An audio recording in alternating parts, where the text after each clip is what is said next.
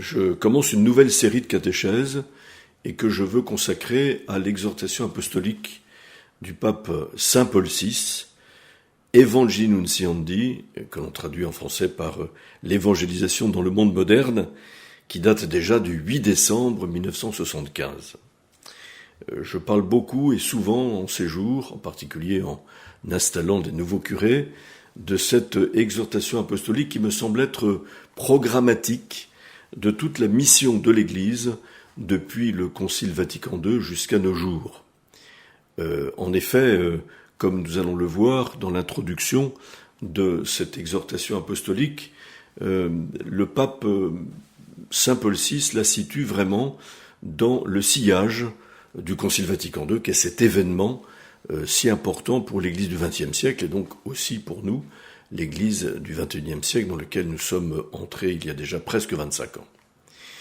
C'est vrai que cette exhortation apostolique aura précisément 50 ans l'année prochaine, alors que nous serons entrés dans une année jubilaire que le pape François a placée sous le signe de l'espérance, avec ce thème pèlerin de l'espérance. L'Église qui continue son pèlerinage, comme dit saint Augustin, entre les consolations de Dieu et les persécutions du monde, et qui accomplit ainsi sa mission, chemin faisant, comme Jésus, dans l'Évangile, qui annonce l'Évangile du royaume des cieux, qui annonce la bonne nouvelle du salut, chemin faisant. Voilà, l'Église est en chemin.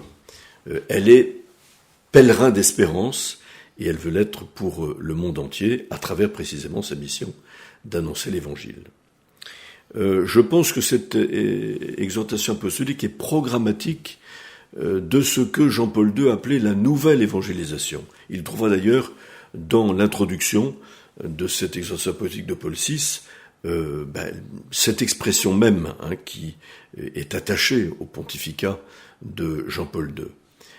Benoît XVI, bien sûr, s'appuiera aussi sur Evangelii Nunciandi, et particulièrement le pape François également, dans son document programme, lui aussi de son pontificat, qui, vous vous rappelez, est l'exhortation apostolique post-synodale d'un synode que le pape Benoît XVI a présidé avant de remettre sa charge entre les mains du Seigneur en 2013, et qui était consacré à l'évangélisation, la nouvelle évangélisation pour aujourd'hui.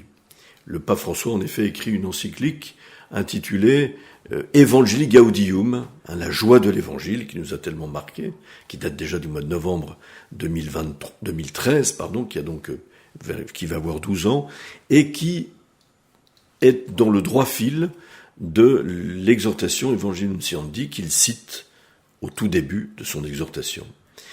Il faut aussi lier à un document important qui date de 2007 et qu'on a appelé le document d'Aparecida. Aparecida est un sanctuaire marial au Brésil où s'est tenue la 6e conférence de l'épiscopat latino-américain et des Caraïbes en 2007, et qui a été présidée, dont les travaux ont été inaugurés par le pape Benoît XVI lors de son voyage apostolique au Brésil, et dont l'un des principaux rédacteurs fut précisément le cardinal Bergoglio, qui était alors l'archevêque de Buenos Aires et qui est devenu le pape François.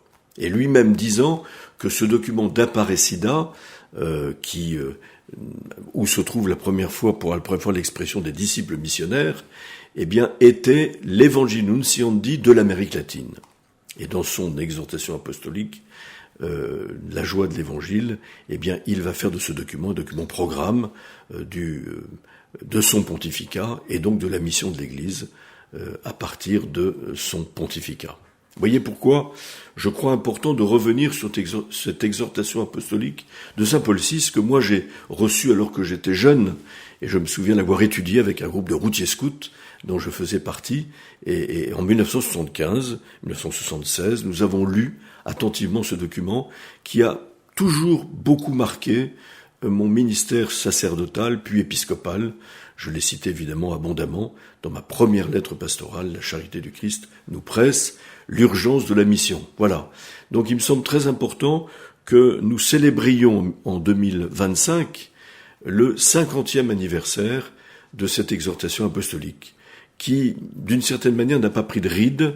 Et au terme de cette première catéchèse, de cette série, je voudrais juste citer les premières lignes, dans lesquelles se trouve évidemment le titre, comme vous le savez. Le titre des documents du magistère est emprunté des premiers mots latins du texte, qui a évidemment été d'abord publié en latin avant d'être traduit dans toutes les langues vernaculaires.